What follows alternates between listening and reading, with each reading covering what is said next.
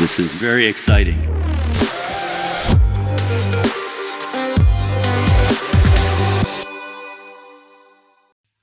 Hi, I'm Dale Peterson, and welcome to the Unsolicited Response Show. This is another solosode. Don't worry, it's not going to be a trend, but I had two things I wanted to announce, talk a little bit about, and actually ask your help on. The first is going to be my coverage of the OT SBOM market. And the second is the Woman in ICS Wednesday that's going to happen at S4x22. I'm actually very excited about both these, maybe more so about the women's program, but I think the SBOM coverage is going to be great. So why don't I start there? Some of you are aware that for maybe about 5 years now, I've been covering the OT detection space. And even that name kind of morphed. It began with the anomaly detection space, and then it was pointed out to me that they did more than anomaly detection.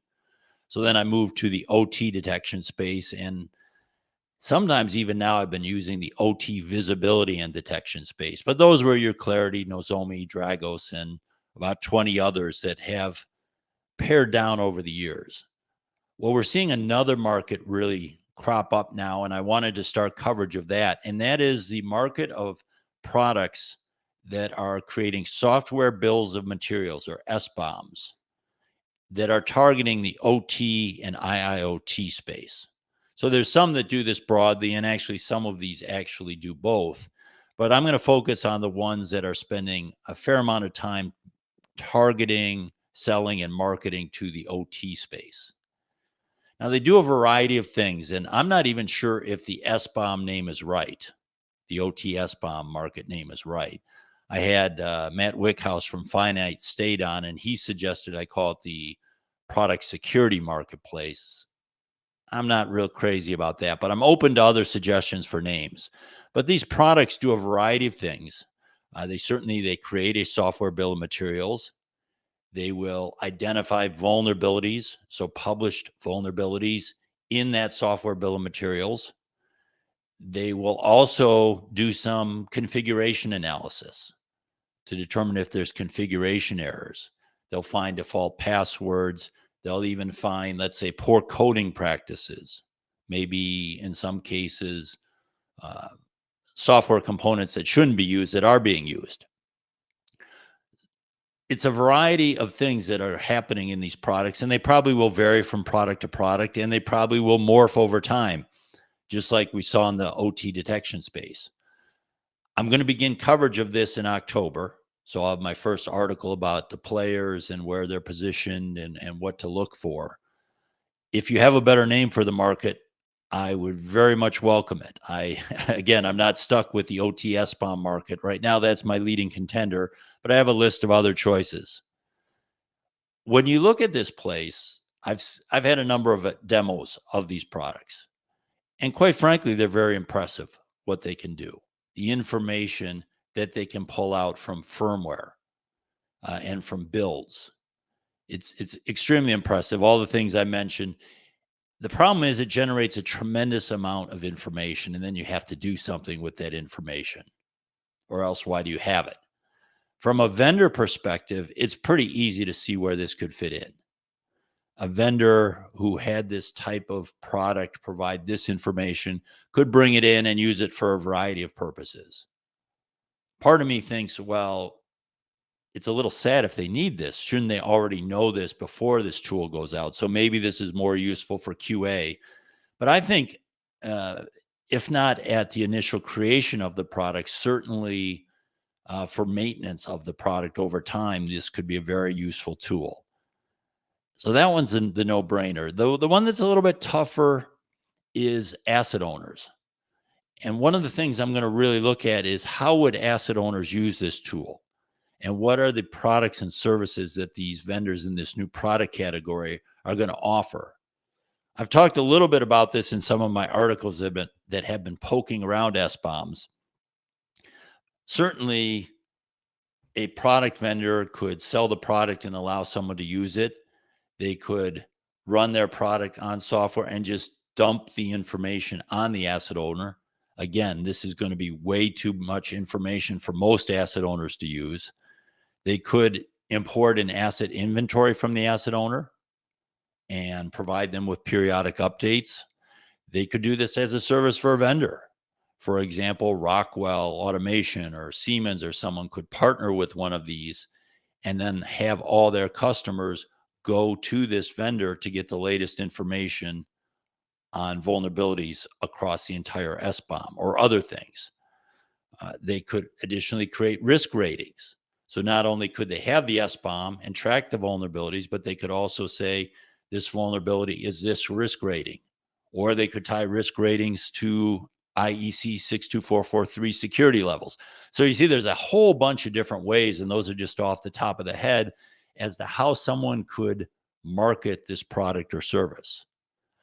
One of the areas I'm going to really look at after we get the first articles about the players and capabilities out there is the different go-to-market methods they're doing.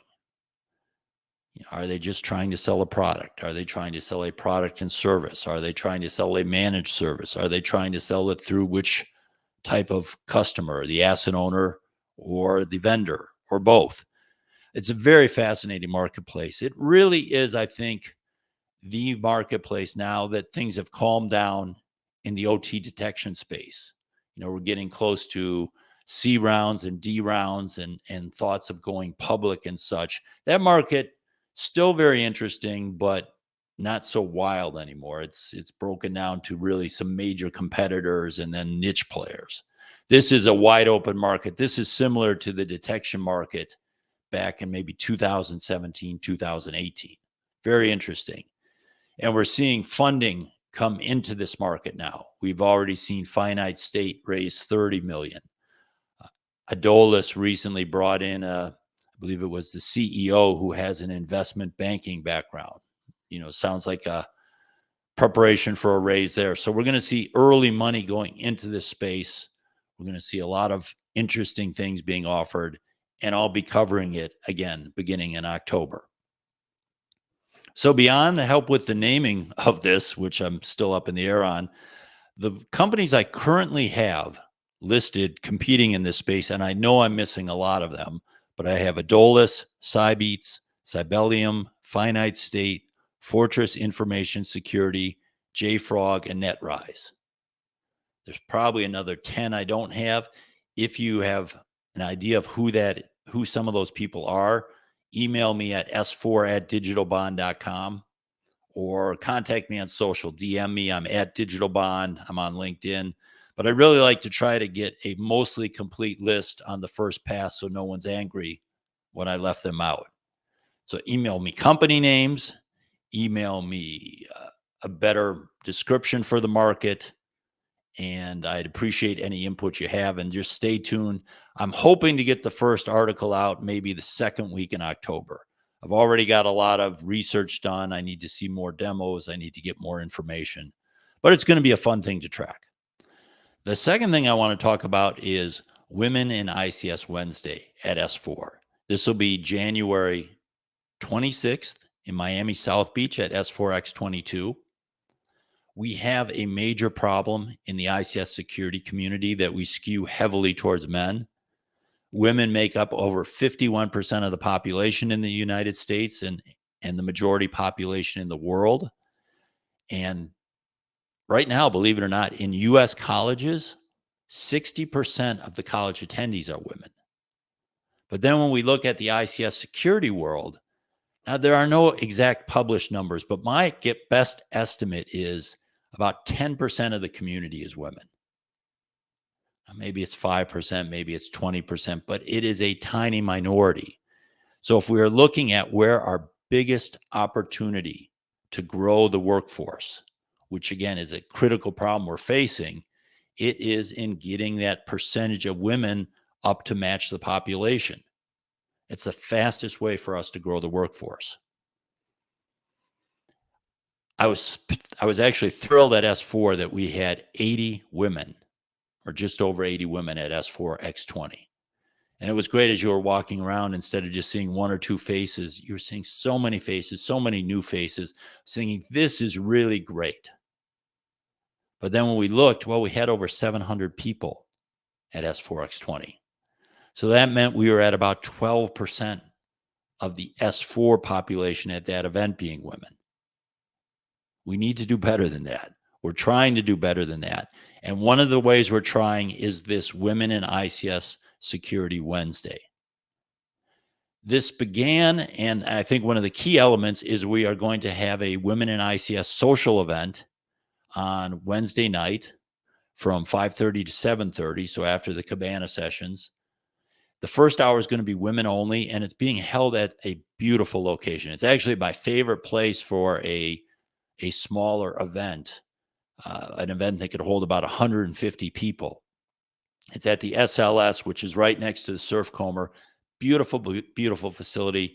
It's going to be not a formal program, but it's going to be drinks and hors d'oeuvres. And then there will be a number of ways that women can help other women at this event. I've got Christian de Moranville and Najo Eifeld helping me put this together. We're going to, again, not having a program there, but there's going to be ways that people will be able to say, hey, I'm a mentor, or hey, I'm looking for help, or I have a job, or I'm looking for a job, or I have this issue. So we're going to put together things that will allow the women to help other women. Now, my hope is that we have 150 or more women and we pack that place out and there's no room for men. But if in January it looks like we still have some space, we'll open up registration for men up to the amount that the place will hold. That was the start of our Women in ICS Security Day. We're really excited about that. I want to see a record number of women there. I want to see a lot of new faces that we can help with their careers in this space. But we said, what else can we do? We said, well, if a lot of women aren't just going to come down for this social event, why don't we make the whole day a Women in ICS Security Day? What we've decided to do is any woman who wants to attend Wednesday at S4x22, that's January 26th, can attend for free. So they can come to the morning sessions. Again, we'll have sessions on all three stages. They can see a lot of those. They can attend the Cabana sessions in the afternoon and then go to the social event at night. And this will really be great. We're working on even more things we're going to do. For example, if you have this special badge just for the day, we'll have the opportunity for you to have a woman there who will meet with you and show you around the place so you can make the most out of your one day. Especially at the Cabana sessions, we're going to be looking at other ways to find help for women trying to get into this field or help with women who are in this field with their careers. We'll be working with a number of people to put those things together. But the idea is come down for the day, see some content, meet a bunch of people. In the afternoons, you can meet the whole community. At evening, at the social events, you can meet, the targeted Women in ICS community and hopefully help yourself out and help the community out. We'll be including more information on this. I just wanted to announce it now. If you are a woman who is attending S4x22 for the full time, you don't have to do anything. You, of course, are going to be invited to the social event. If you want to come down for Wednesday at the tickets, there is a free ticket for Wednesday. And I have news of this has kind of leaked out. So I've had a couple of vendors ask me, how can we help out? We'd like to sponsor this. I'd say the short answer, if you want to help out, the best way you can help out is send one of your women to the event, whether it just be for the free Wednesday or for the whole event. I mean, that's the best thing you can do, more than donating money. Send more women, get more women to the event. The other way you can help, though, we are going to do this. You'll see at the bottom there is a $2,000 sponsorship of this social event. So you would be included on the signage on the site. You'd be included on the signage of the venue. Really nothing more than that. So just basically the signage, helping pay for that social event. And then any money that's left over from that social event would be donated to Girls Who Code. So if you want to help out, those are the two ways. But again, I'd really encourage you. If need be, I'd be happy through S4 to cover all the cost of the social event if it meant more women coming down to S4 with those monies that the company might want to donate. So those are my two things. Hope you enjoyed those announcements. We'll get back to the regular episodes next week. Again, if you have any ideas on either one of these, s4@digitalbond.com, @digitalbond on Twitter, or you can send me a message on LinkedIn. I check those frequently. I hope you're all doing okay. We'll get back to the normal episodes. I've got some great interviews lined up that we're in the middle of recording that'll start out next Wednesday. But that's all for now, and I'll talk to you next time. Something warrants an unsolicited response.